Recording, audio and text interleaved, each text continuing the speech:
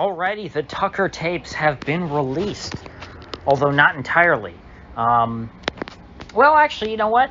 If you call them the Tucker tapes, I think it's more appropriate. The January 6th tapes, as we all know, were released to Tucker Carlson by Kevin McCarthy a couple weeks back, and Tucker is now presenting them clips on his show, and he is getting into the meat of what actually happened on January 6th. People are big mad.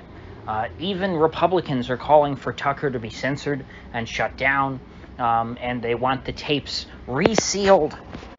They seem to be very upset, Mitch McConnell in particular, that these tapes that are being presented by the Tuckster appear to exonerate many of the January 6ers who are rotting in prison.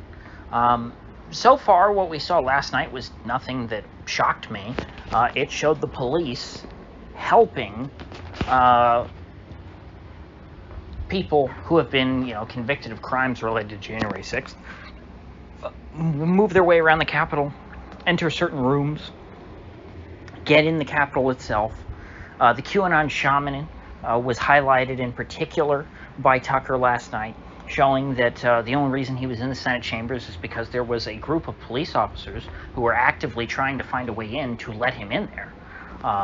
And interestingly enough, once he got in, he said a prayer for the Capitol Police. I don't know. A lot of people seem to be really blown away by this stuff, and I'm glad that it's getting out there. It should be. And I think Tucker's doing a lot of good here, but it's just, to me, I haven't seen any real bombshells yet. The Ray Epps stuff was very interesting. He had footage of Ray Epps, limited footage, after Ray Epps had said that he had gone back to his hotel. So Ray Epps, was at the Capitol longer than he admitted. Again, another thing that's not shocking. But I think it's good that we're relitigating this, particularly at an 8 p.m. primetime cable show.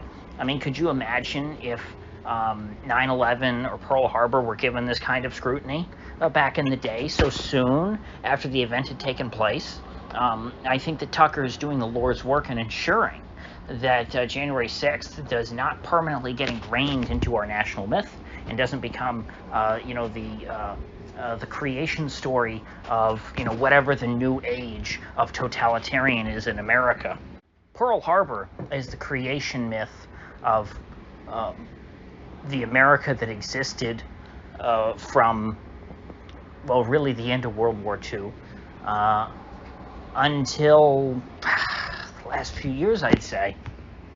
I mean, all of Cold War and post-Cold War unipolar America was built on the myth of Pearl Harbor. And, of course, the war on terror was built on 9/11.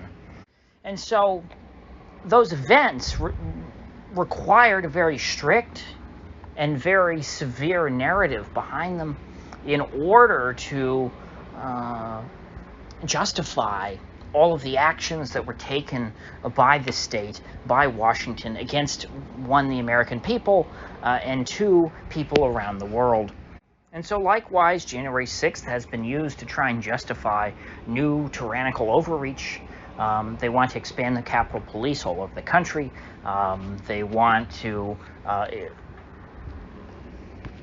classify more and more dissidents as domestic terrorists, and of course launch a domestic war on terror now that the global war on terror is over. Of course, the global war on terror is not really over, but the media doesn't talk about it anymore. It's not generating the same revenues for the military-industrial complex. So as far as the elite is concerned, the GWAT is over.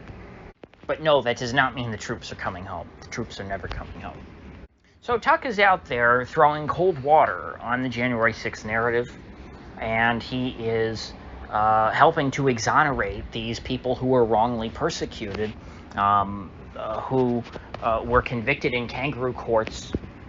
And if there was any chance that the January 6th myth was going to stick, I think that Tucker is reducing those chances to zero. Now, there's going to always be a certain faction of the country that buys into this myth because they want to. That is just the nature of American politics these days. So he's not going to convince them. But all reasonable people, I think, will, in time, just accept, oh yeah, I mean, of course, January 6th, that was a Fed psyop. That will be obvious. Now, to a lot of us, it was obvious from day one. I was never someone who was, condemning and saying, oh my gosh, this is so terrible. On the day it happened, I thought it was pretty funny.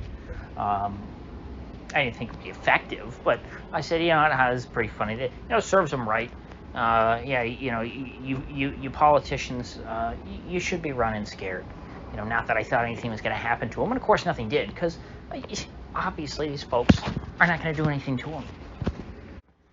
But, pretty quickly we found out that the police were opening up the doors, that they were letting people in, they were taking selfies with folks, and, hell, even Brian Sicknick himself, Tucker pointed out, was a Trump voter.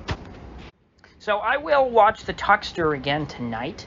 I'm going to be looking for whatever new information he has. I hope it's something, that's, really a bombshell, like something that changes our understanding of the event. So far it's stuff that kind of, it's new footage, obviously. It's all new footage, but it's stuff that was not shocking. It just kind of confirmed what we already thought, which is good. Having more data to back up your analysis of a situation is never a bad thing. It's just not revelatory. So, what will be the net effect of this? I think that Tucker's coverage of it, because it's easy for me to get bogged down because I kind of live in my own little world. I know these things, but there's a lot of people who don't. And Tucker has a big megaphone, and if he puts a focus on this for days and gives people cold hard evidence that, hey, all that stuff about January 6th, it's all nonsense. That's going to have an impact on a lot of people. People who, may have just passively gone along with the January 6th narrative because it was pounded into their head, but who, really didn't like it necessarily and, weren't predisposed to just hating Trump supporters. Anyone who was, obviously, is going to continue to believe that because they want to believe it. So I think that what Tucker's doing is he's arming normal people in America. And I don't mean that derisively. I'm not calling them normies. It's just normal people with the information that they need to resist the January 6th propaganda narrative. He's inoculating the populace against this crap. And, you see it. Mitch McConnell is not happy about it.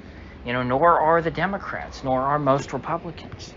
Because Mitch McConnell, he's an old man. He knows just exactly how important these sorts of narratives are to building on the regime's power.